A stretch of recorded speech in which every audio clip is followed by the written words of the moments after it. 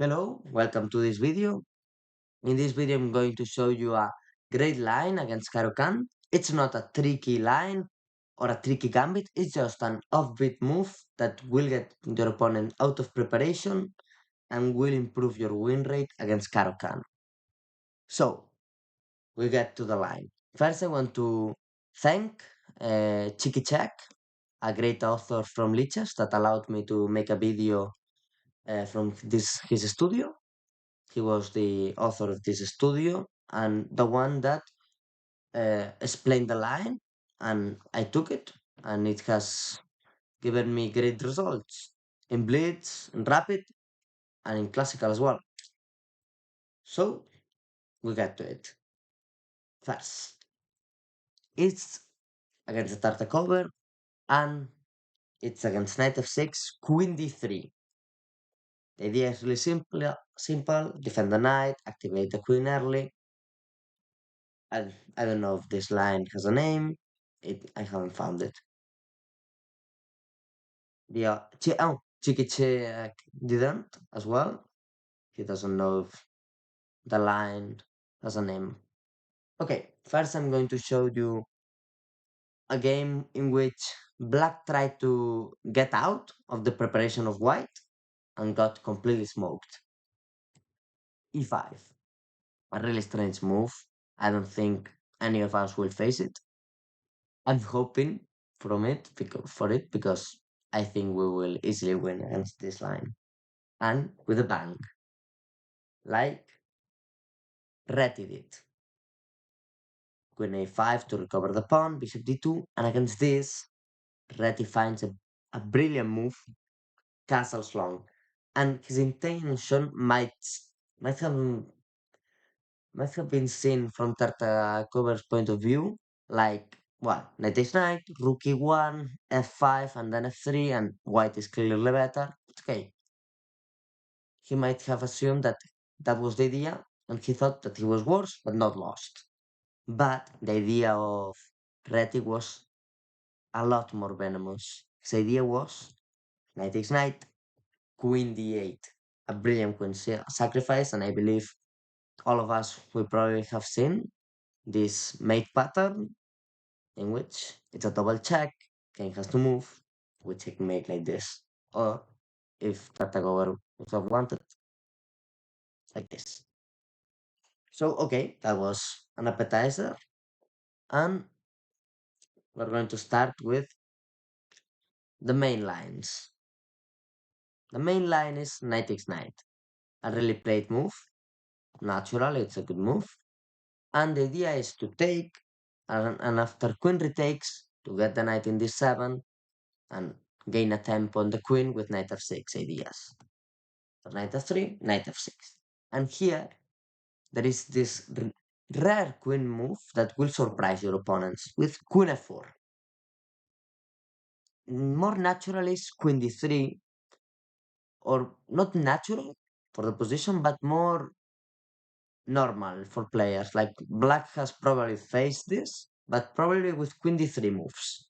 So another move that even if your opponent has seen this queen d3 line, another move to put them out of preparation. So first we go with this bishop g4 move, which is not really good actually, because and it doesn't seem natural or normal to me. That's just 95 and you gain a tempo on the bishop. There's bishop e6 and black is fine. It's the same as just putting the bishop directly. And I think even better, because after this bishop e6, we don't have knight g5 to pressure the bishop, so I think that's fine. So okay. But you might be really surprised by the number of players that after bishop g4, knight e5, they play bishop h5, or well, just by the number of players that play bishop g4, allowing knight e5. I have a friend of 1800 FIDE that in a blitz game he instantly played bishop g4, blundered knight e5. In 10 moves, I had won the game, mostly because he was really surprised. And when I explained the plans, I think you will see why I won in 10 Well, I don't know if it was 10 or 15, but I know that I won quickly because, of course, I surprised him with the attack. He then knew how to defend. Well, he didn't know how to defend. Not new. I'm learning English. I'm supposed to have a bit too, but okay. So, okay. Bishop e6 is completely fine. So, we're going to go first to bishop h5 because it's probably more important. If they play bishop g4, they probably don't know that they have to go to e6. Okay, so okay, we'll go to this line. Bishop h5, c3, a really good move because it makes that black, after getting the bishop to g6, is not attacking the c2 pawn, so it makes black position even worse because you're playing g4, h4, attacking the bishop, and the bishop won't take a pawn. The bishop will get a lot of moves, and white will get a lot of tempos, and that's not good. After e6, g4, bishop g6, h4. After this bishop d6, good move. h5, bishop c7, c2. I will show you this other line with knight d5 now. But okay, I will show you next. h5, bishop c2. After this queen d2, bishop a4. They might play this bishop takes knight move, but you just take. If a queen takes queen, king takes, you're making a double attack in the bishop on the bishop and the knight, and they have to play only move bishop b4. And then here you have this brilliant pawn takes knight, that bishop takes rook, pawn takes pawn, rook g8, knight 6. And you're completely fine.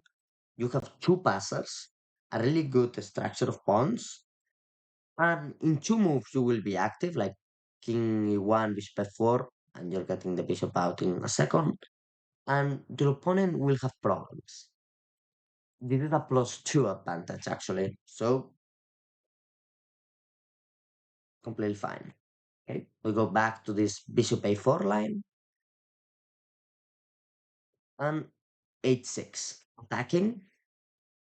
That's opening up the king side.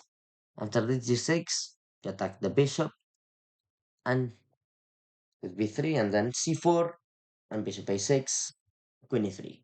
And the number of moves of the queen and the pawns, it's really impressive. Like I think the queen and the pawns together have moved 14 times. I think yeah, it says it here. White made 14 out of 18 moves with the queen and the pawns. And black will probably achieve this c5 pawn break. That's okay, that's fine. And we just take it. Like c5, we just take. They play rook c8, something like that to prepare. We always take that. We are completely fine. It's really, it's not really complicated, but it's a bit difficult to know how to develop here. There are a lot of options. Chooses, you have to choose between bishop b2 and bishop d2, between bishop e2 or g2, or even sometimes bishop d3, normally bishop e2 actually, sometimes bishop g2 as well. And you have to decide between castling long and castling short. It mostly depends on your opponent's response, but I don't think you need to prepare to move 18. Like you got him to move 18, okay. Your opponent won't be prepared to move 18, and you will start knowing how to set up your pieces if you start playing this line. Then, after some games, you will know exactly the best responses you have analyzed. So you will learn really quickly how to set up the pieces if you play the opening.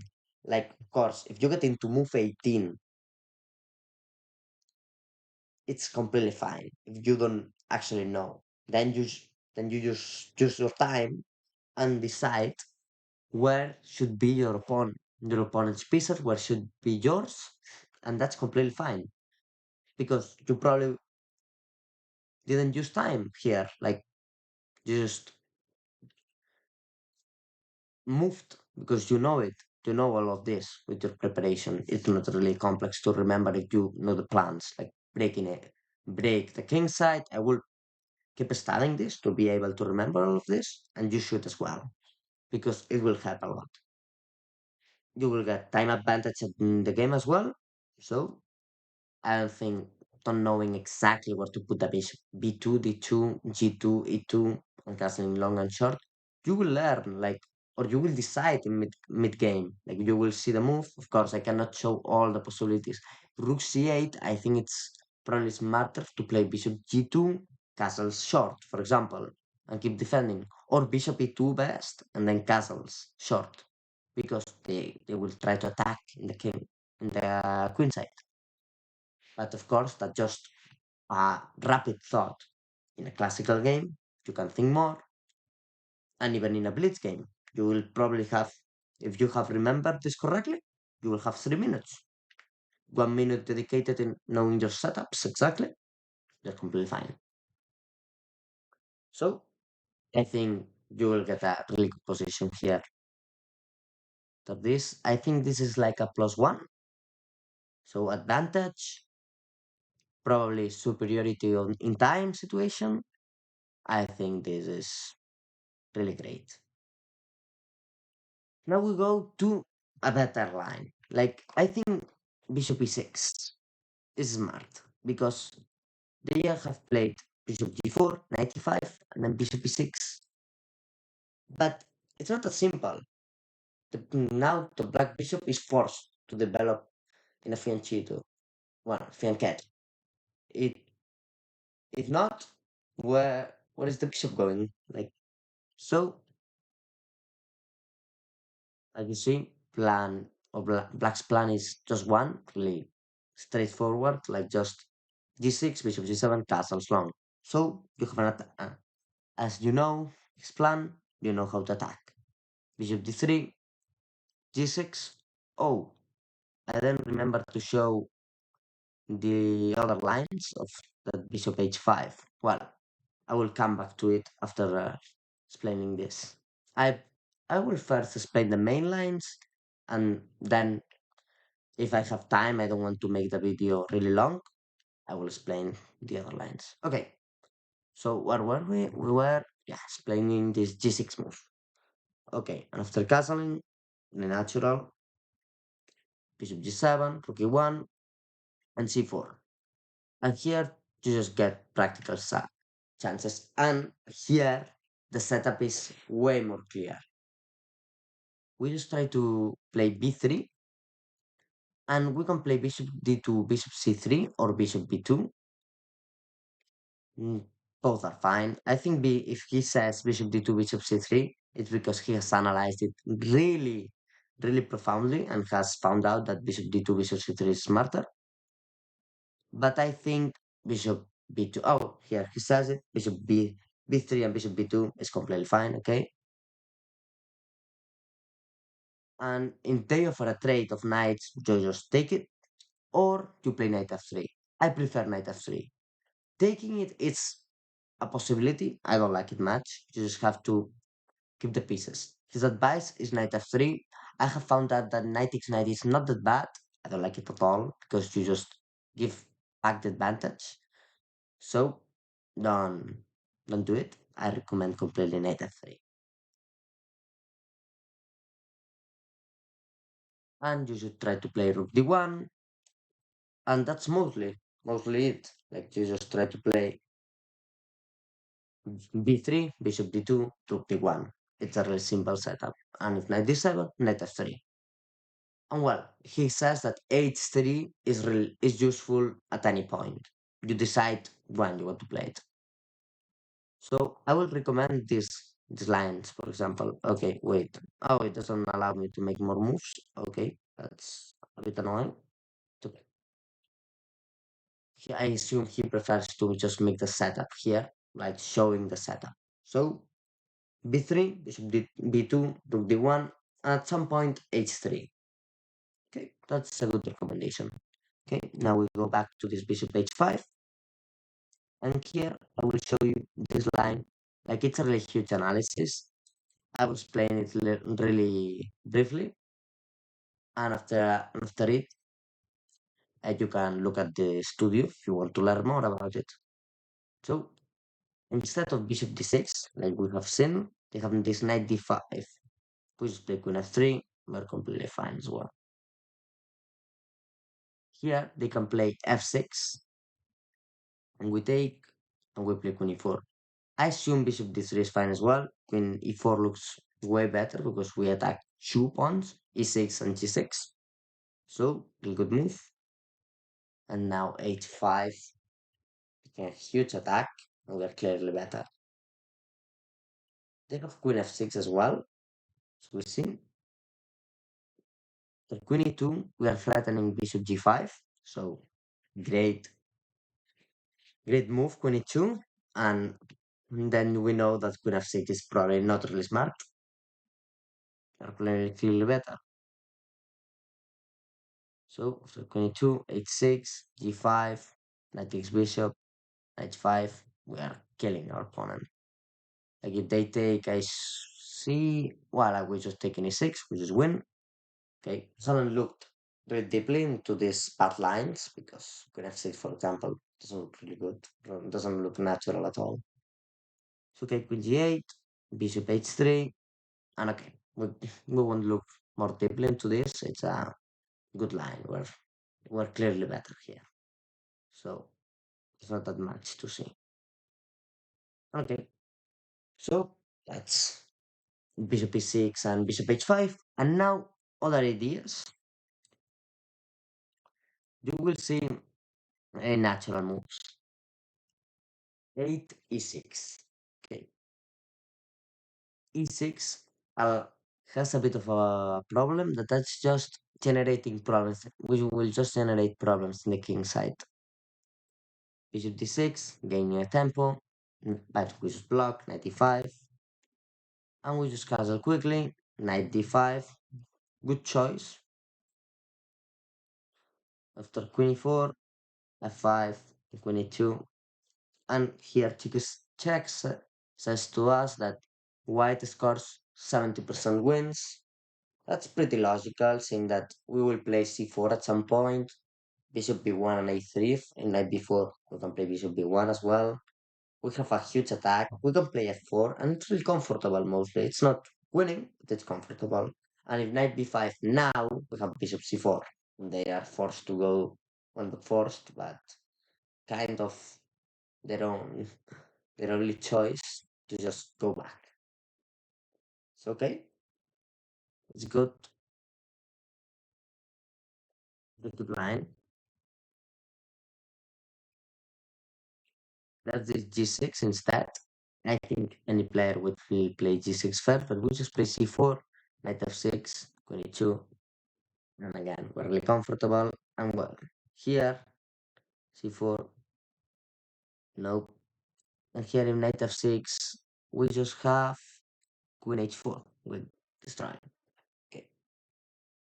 And we're setting bishop h5. If h6, we probably can sacrifice. Really crashing position, completely winning. Okay, so pretty good to know this.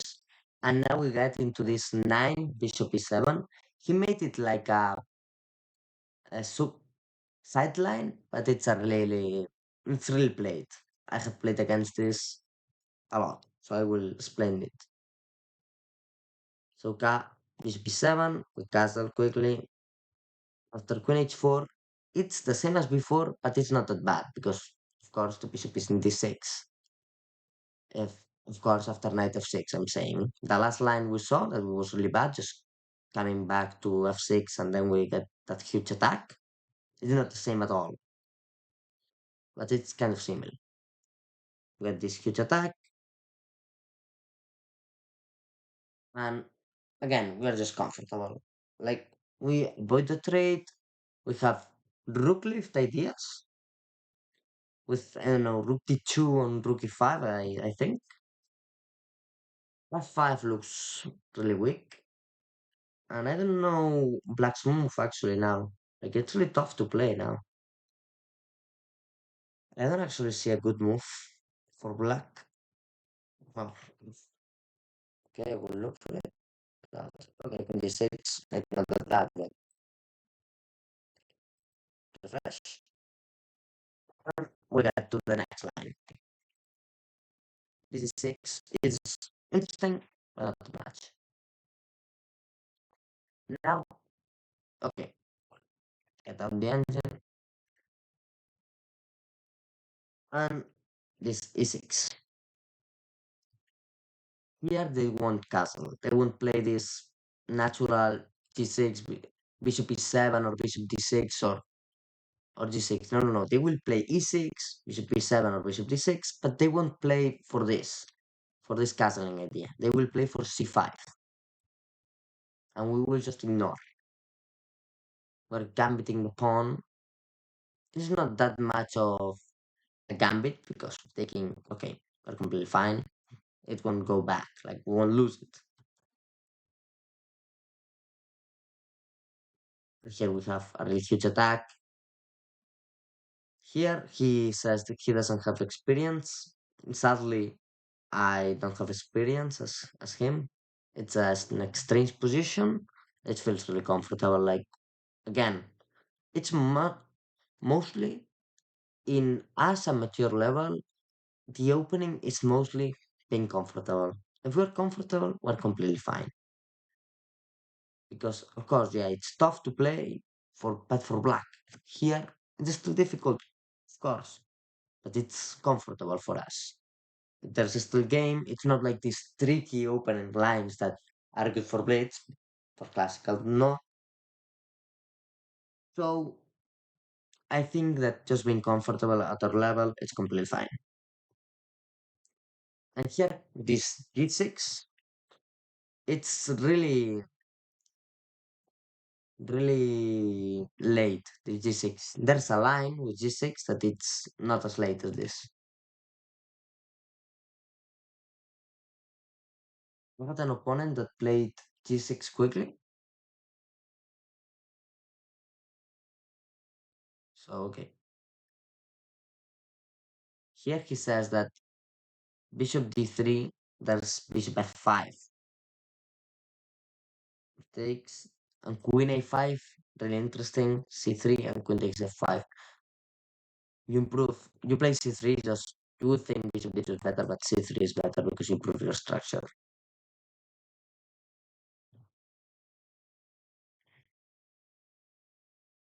So that's an annoying line, but we can play like that, actually. So I would like this idea. Queen takes queen, pawn takes. I don't like much my structure. E6 has an open G file. I actually like black if you play this line. So I agree with him. I think that bishop c4 is smarter. The bishop g7, we play castles. He has an analyzed match. So I recommend you to go to my round 8 recap. I will put a link at the end of the video. So I would recommend you go to that video in which I get into this line because they played it against me. So I would recommend you go into that instead of the studio because here for this line the studio won't be of much help. I will I will recommend you to go to the studio, but then if you are interested in two lines, I will say with two lines, uh, I think you should go to my round 8 recap and you will learn how to play against this. I got a pretty good position. And now queen d6. Just there's no much to explain here. Just play bishop d3 and you have a great endgame. It's just as that. Just as that. Just as simple as that. Just have three pieces out, good endgame. It's mostly that. You don't have to do anything special. Okay? So, as he says, it's simple. There's no point. Knight e5, c4. Look, all as natural moves. That's mostly it. I think we should look at this 95 idea after, and here I think you have to play bishop d3. Yeah, bishop d2. Because if you play bishop d3, your already works. That's the only thing I will tell you about this, because that's it is knight d4, so be careful about that. That is knight d5, bishop d2, you're probably fine in the endgame. So, it's mostly it. I had to remember this in my game in round 7 because it was similar. It wasn't the same, but it was similar. So, okay. Knight d5, drunk queen. This theme appears in all of the lines. Like the drunk queen variation that he shows now. Yeah, it can be in this move, but you have to know that the best placement for the queen is queen d2. Like all the major, not always, but almost always. I had to remember this for my 8th round because they played a knight d5 move at one point, and I had to know that queen d2 was a good move. There was queen h4 as well, but of course that depends on the position. Queen d2 is the majority of the time the best move. In this case, it was the second engine move. Okay, queen d2. Don't be don't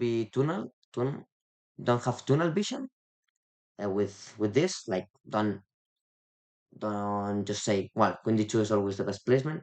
Play the better thing if queen h4, queen d2, depends on the position. If g6, queen h4 sometimes is fine, but normally queen d2 is great.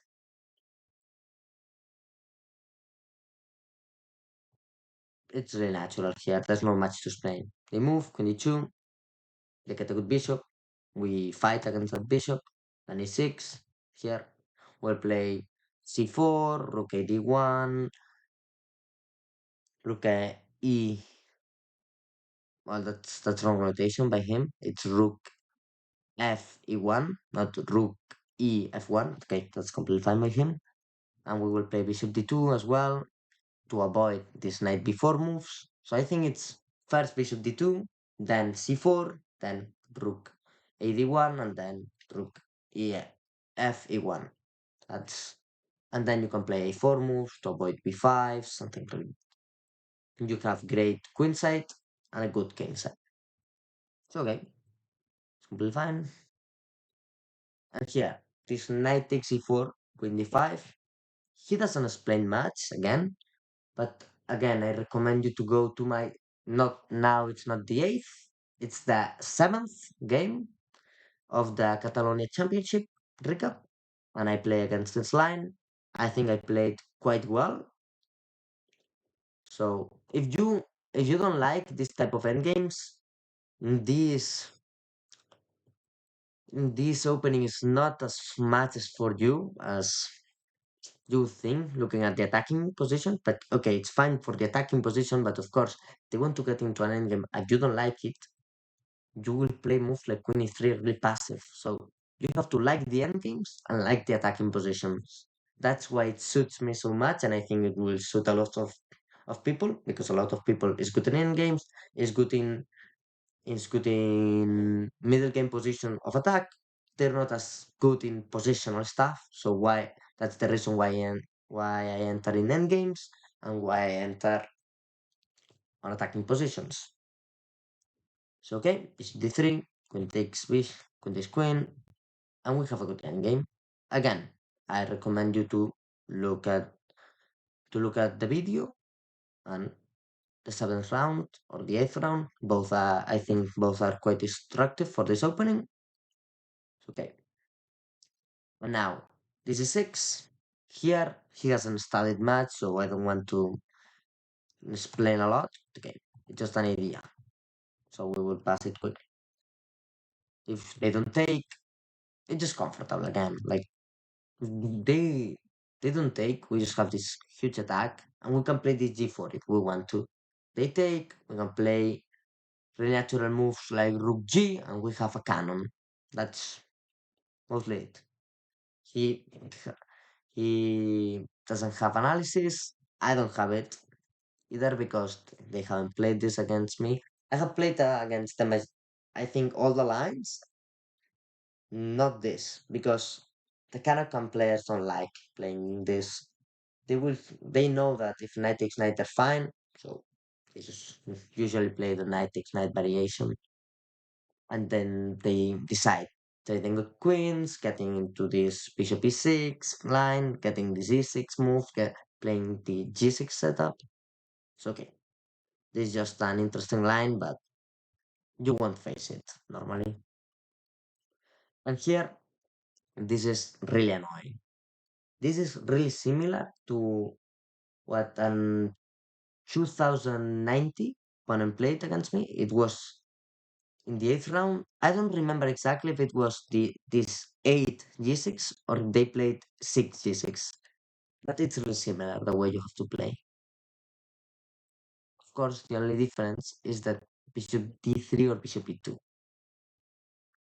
Don't get confused. That's an important thing.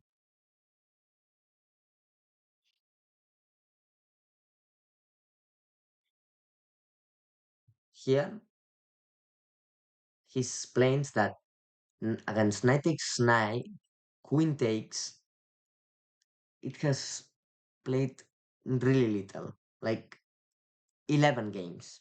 That's wow, just 11 games is nothing. Counting that, I think probably 2,000 games are played in liches of Carokann. Well, probably more, probably more. So of this line, probably less, but okay. So you just have to say that knight takes knight, queen takes. It, I think it needs kind of a transposition to the other, to the 8 g6. The only bad thing is that you will have to play bishop d3 and lose a tempo.